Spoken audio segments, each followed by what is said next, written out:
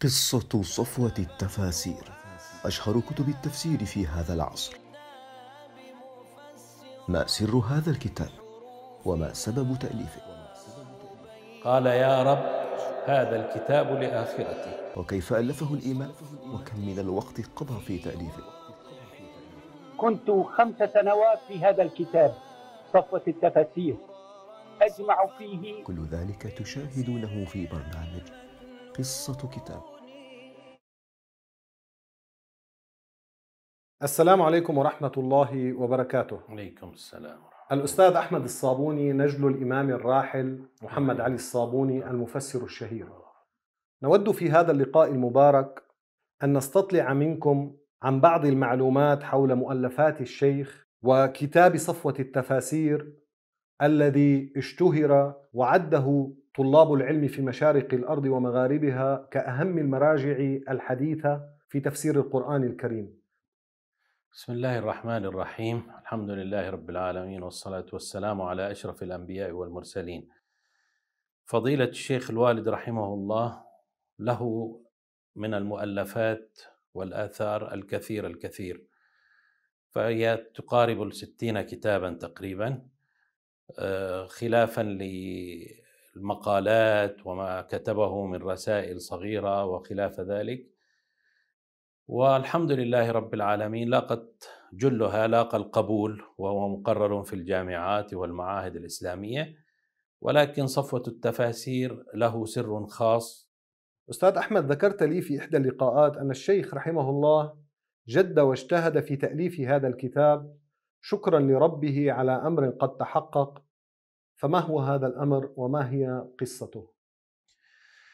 قصة هذا الكتاب أن الوالد رحمه الله عندما ذهب إلى المملكة العربية السعودية للتدريس في مكة المكرمة عام 1960، في نهاية عام 1960 ميلادي، في بداية 1961 بدأ تدريس في جامعة الملك عبد العزيز فرع مكة المكرمة كلية الشريعة، وبقي فيها بالتدريس قرابة 14 عاما. ثم بعد ذلك انتهى عقده، قد جدد له عدة مرات قبل ذلك، ولكن في هذه المرة قالوا له بأن العقد لن يجدد، فحزم الأمر وأراد الرجوع إلى بلده سوريا، إلى مدينة حلب، ولكن ما زال قلبه مرتبطا بمكة المكرمة، فهو أحب مكة، ويعني كانت سببا في بقائه كل تلك الفترة أنه في مكة المكرمة. ولكن قدر الله وما شاء فعل كما يقول، قرر أن يعود إلى البلد. وفي آخر ليلة من أيامه في مكة المكرمة رحمه الله ذهب إلى طواف الوداع، وأثناء الطواف استخار ربه أن يبقيه في مكة إن كان ذلك خيرا، أو يعيده إلى بلده إن كان الخير في ذلك. في ذلك الوقت قال: يا رب إن أبقيتني في مكة فسأفرغ نفسي لخدمة كتابك وسنة نبيك محمد صلى الله عليه وسلم. في اليوم الثاني كانت أمتعته جاهزة للعودة، وكنت أنا تقريبا في سن الطفولة، وكان ذلك في سنة 1972 ميلادي. في اليوم الثاني ذهب إلى الجامعة لينهي بعض الأوراق المتبقية من إخلاء الطرف، ويسلم ما لديه من أوراق أيضا، يعني حتى كنا جاهزين للسفر. فدخل إلى رئيس قسم الشريعة وقال له: أين الأوراق؟ أريد أن أنهي، فأنا جاهز اليوم للسفر. فقال له: مدير الجامعة يرغب في لقائك. فاستغرب الوالد لذلك الأمر، وكان وقتها المدير معالي الأستاذ أحمد محمد علي الذي أصبح فيما بعد رئيس البنك الإسلامي للتنمية. فذهب إليه رحمه الله قائلا له: طلبتم لقائي وأنا اليوم آخر يوم لي في الجامعة. ففاجأه مدير الجامعة وقال له: لقد صدرت الأوامر بتجديد عقدكم. فاستغرب الوالد وسأله: من أين؟ قال له لقد أمر جلالة الملك فيصل رحمه الله أن تجدد العقود، وكان هو فضيلة الوالد رحمه الله وبعض المشايخ من كبار المشايخ أمر رحمه الله الملك فيصل بأن تجدد عقودهم ويبقوا في التدريس. فكانت هذه نعمة أنعم الله بها على الوالد أن بقي في مكة المكرمة، وبدأ في الجد والاجتهاد لتحقيق ما وعد به أن يخدم كتاب الله وسنة نبيه محمد صلى الله عليه وسلم. أستاذ أحمد، كونكم كنتم مرافقين للوالد عبر مسيرته الطويلة في العلم، بارك الله بكم وبإخوتكم الشيخ أيمن والشيخ أنس، لعل لديكم ما سمعتموه من فضيلة الإمام رحمه الله، أو لديكم ما تخصوننا به من أسرار سمعتموها حول هذا الكتاب. في الحقيقة هذا الكتاب له سر خاص، وقد يكون هذا السر هو سبب قبوله عند المسلمين. يقول الوالد رحمه الله، وقد ذكرنا بها أخي أيمن حفظه الله بعد الجنازة، عندما بدأ الوالد في تنفيذ ما وعد به ربه أن يخدم كتاب الله وسنة نبيه، بدأ في تأليف هذا الكتاب. وعندما بدأ في تأليفه قال: يا رب هذا الكتاب لآخرتي، فرجى ربه أن يكون هذا الكتاب ذخرا له في الآخرة. أنا قدمت هذا الكتاب من حين ما بدأت به، قلت اللهم إني جعلته لآخرتي لوجهك الكريم، فالله وفقني إليه على العمل فيه والمضي معه مع شدة ما لقيت. قد يكون هذا هو السر الذي جعل المسلمين يتقبلون هذا الكتاب، بالإضافة إلى ما قام به فضيلته في هذا الكتاب من جد واجتهاد وتنسيق وأمور داعمة لذلك. نسأل الله أن يجزيه عن المسلمين خير الجزاء.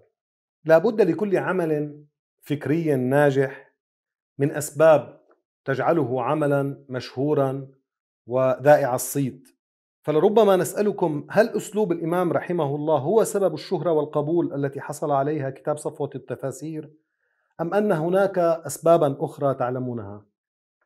في الحقيقة سهولة عبارة الوالد رحمه الله في التأليف وأسلوبه في التأليف وطريقة تنظيمه للكتاب، هذه أحد الأسباب، ولكن لا يخفى عليكم بأن السبب الرئيسي هو الغزارة العلمية الموجودة في الكتاب. هذا الكتاب يعتبره طلبة العلم ويعتبره العلماء مرجعا، لأنه يتضمن الكثير من الأمور التي يحتاج إليها المفسر، ولكن بأسلوب سهل ميسر مع المحتوى العلمي الكبير من العلوم التي يحويها الكتاب. فنذكر مثلا على سبيل المثال كتاب صفوة التفاسير، بالإضافة إلى سهولة عبارته والقيمة العلمية الموجودة فيه، ولكن لو رجعنا إلى تنظيمه من ناحية التنظيم، هذا فتح رباني، يعني أن يأتي إنسان ويؤلف بهذه الطريقة في زمن ضاقت فيه الأوقات وأصبح طلاب العلم غير متفرغين أو قادرين على استخلاص معاني القرآن من أمهات كتب التفسير. فمثلا كتاب صفوة التفاسير لو نظرنا إليه نجد أن الوالد رحمه الله قد قسم الآيات، كان يجمع كل مجموعة من الآيات ويبدأ في تفسيرها. وعندما يبدأ في تفسير الآيات أولا يذكر شيئا عن السورة بما سماه بين يدي السورة، فيذكر جزءا مختصرا عن السورة وما تحتويه من عقائد أو أحكام أو تشريعات، ثم بعد ذلك عندما يبدأ في تفسير مجموعة الآيات التي وضعها كان رحمه الله يذكر المناسبة بين كل مجموعة وما قبلها ليربط القارئ بالمحتوى، سواء محتوى عقدي أو محتوى شرعي أو محتوى قصصي في القرآن الكريم. ثم بعد ذلك كان يبدأ في ذكر اللغة، يأخذ الكلمات الصعبة تحتاج إلى تفسير وتوضيح ويذكرها منفصلة، ثم بعد ذلك يدخل في التفسير ويذكر أسباب النزول، يعني ثم يذكر ما يستنبط من الآيات الكريمة، ثم يعرج على اللطائف والتنبيهات، كل ذلك مرتبا بترتيب وتنسيق يسهل على طالب العلم أن يطلع على معاني كتاب الله بسهالة ويسر. يعني حتى البلاغة كان يذكرها منفصلة، يعني يضع قسم خاص للبلاغة، ولكن كلها منظمة، حتى أن بعض الإخوة هناك عديد من الدراسات حول هذا الكتاب، ولكن بعض الإخوة مثلا خص البلاغة في كتاب صفوة التفاسير، وكيف استنبط فضيلة الشيخ رحمه الله البلاغة من الآيات وذكرها منفصلة ككتاب قد تخرج ككتاب مستقل لبلاغة القرآن الكريم. أعتقد أنها قدمت كرسالة ماجستير أو دكتوراه. نعم، قدمت رسالتين في البلاغة في قسم اللغة العربية في العراق، واحدة عن البلاغة وأخرى عن أمور نحوية ولغوية نعم تخص كتاب صفوة التفاسير.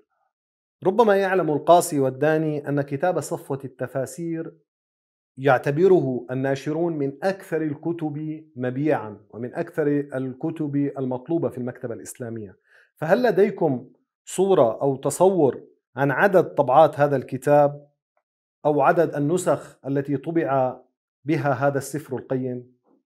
والله عدد طبعات الكتاب طبعت طبعات كثيرة، ولكن للأسف يعني يطبعها البعض ولا يذكر رقم الطبعة. يعني مثلا قد تجد أحيانا في هذا الوقت بعد مرور أكثر من 35 سنة تقريبا أو 30 سنة على تأليف الكتاب، قد تجد ما زالت الطبعة جديدة مرقمة، الطبعة الرابعة أو الطبعة الخامسة.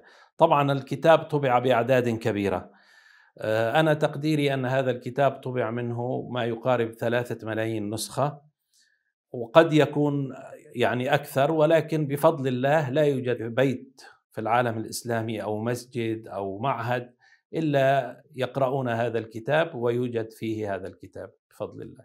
ربما تعلمون يعني أكثر هذه الطباعات شهرة، وهل من شيء ترغب في ذكره حول هذه الطبعات الشهيرة؟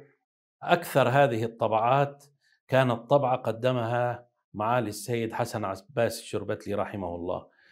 هذا رجل أعمال في المملكة العربية السعودية، أراد أن ينشر تفسير كتاب الله عز وجل بين المسلمين في العالم الإسلامي، فسأل العلماء عن أفضل كتاب يمكن أن ينشره ويكون يعني سهلا على جميع أبناء العالم الإسلامي العرب والعجم، فكلهم اقترحوا عليه أن يكون كتاب صفوة التفاسير.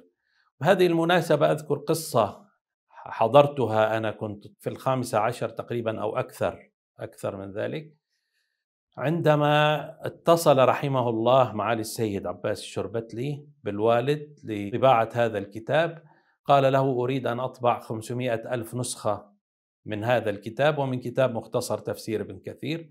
فقال له الوالد لا مانع من ذلك. ثم بحث السيد الشربتلي عن أحد الناشرين واتفق معه على الطباعة، وكانت اسمها دار القرآن الكريم في بيروت. فطلب أو استأذن السيد الشربتلي من الوالد يعني طباعة الكتاب، ثم سأله ماذا تريد مقابل هذا التأليف لكي نطبعه؟ فسأله الوالد رحمه الله قائلا هل ستبيعه أم ستنشره مجانا؟ والوالد يعلم أنه يريد أن يوزعه مجانا، فقال له لا، سوف أوزعه مجانا لوجه الله تعالى. فقال إذن هو زكاة مالك ومني زكاة عملي. آمين. وكتب هذا الشيء وحرر على العقد نفسه. ومن الأمور الجميلة التي ينبغي أن تذكر أن هذه الطبعة كانت أفضل الطبعات طبعت في ألمانيا، حتى أن السيد بسام الأسطواني حفظه الله استأجر مطبعة في ألمانيا وأحضر إليها عمال مسلمين من الجزائر، لأن صفوة التفاسير ومختصر ابن كثير فيه آيات قرآنية. نعم. فنفذوا هذه الطبعة وكانت أفضل طبعات الكتاب بفضل الله، ونشرت في جميع أنحاء العالم الإسلامي.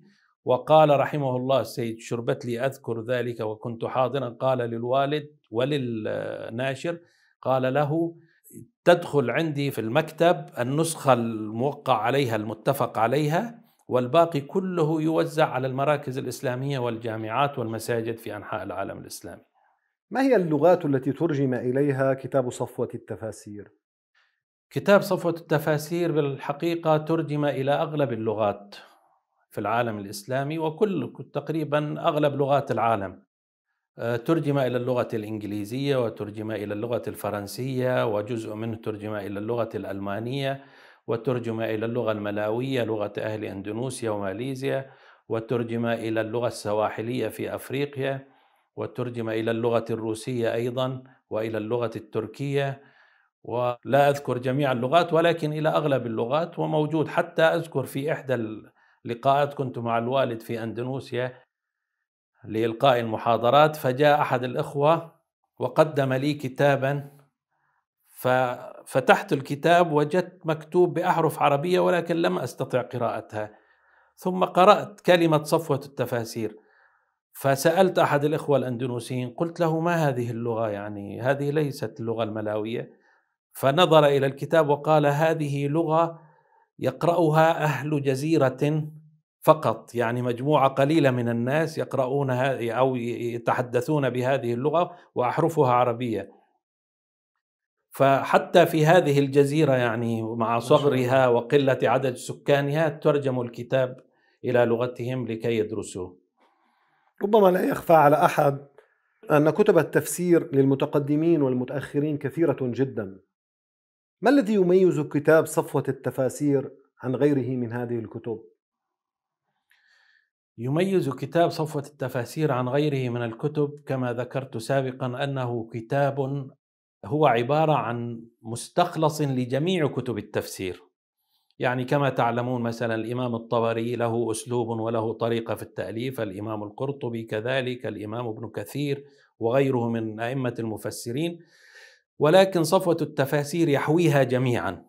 فكان رحمه الله الوالد يعني عندما ألف هذا الكتاب كان يقرأ جميع الكتب، الآية التي سيفسرها كان يقرأها في جميع كتب التفسير، ثم يلخصها بعبارته بعبارة سهلة ميسرة ويكتبها في هذا الكتاب.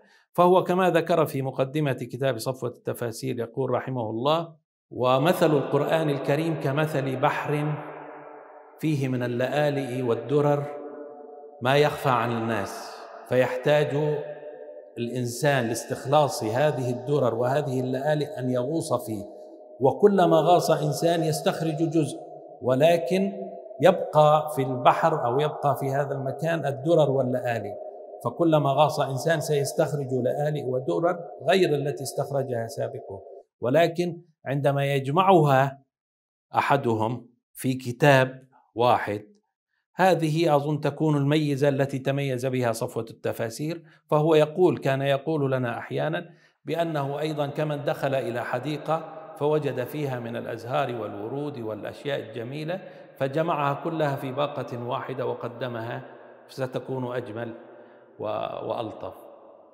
قرأنا في مقدمة صفوة التفاسير تقديمات من كبار علماء الأمة الإسلامية على اختلاف مشاربهم، فهل تذكروا من هم؟